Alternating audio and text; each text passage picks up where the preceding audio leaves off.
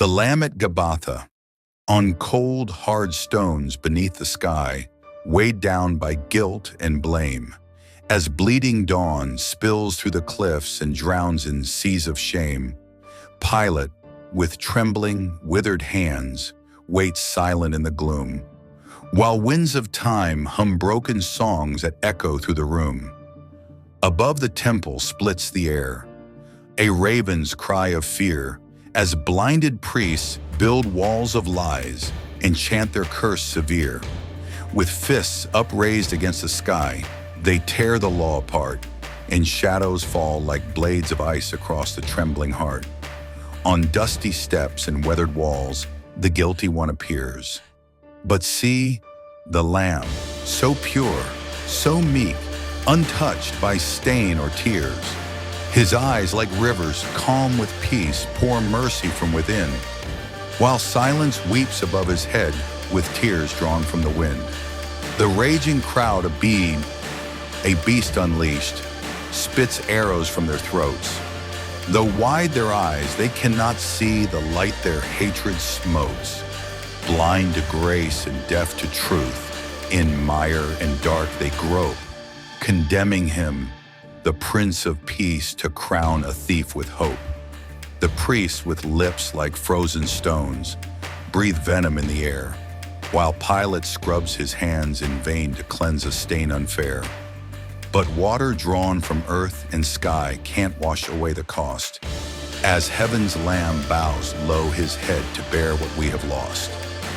Beneath the gate called Gabatha, old stones begin to cry, as sorrow wails through shattered earth and fractures heaven's sky. Upon the gentle Savior's cheek, a tear of sunlight gleams, a seal that time will not erase, though kingdoms fall in streams. At gates of bronze, where fear takes root in dust and dying light, the mob now screams, their choice is made. They trade the day for night. They cast aside the King of life, the door to evermore, to claim Barabbas, child of storm, of ruin, blood, and war. Between the whispers and the lies, torn voices call his name, while Pilate drowns in silence deep, too weak to bear the shame. He knows within, beneath the fear, heaven's sun stands clear, yet mortal hands, bound fast by fate, choose silence over fear. With demon hands, the soldiers twist a crown of thorns to sting, each piercing thorn a healing wound for ruin, curse, and king. In crimson script of blood and pain, of sorrow, wrath, and grace, they write his name, and through the years it shines in Eden's place.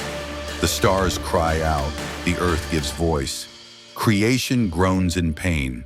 He takes the scroll of every curse, yet speaks no harsh refrain. Like lamb led silent to the blade, he bows to bear the sky, for in his silence, vast and deep, God's voice begins to cry. Above, the sky begins to break, the prophets burn to speak. Unjust the weight upon the Lamb, whose blood must cleanse the weak. Atonement flows from nail-pierced hands to cleanse all sin and stain.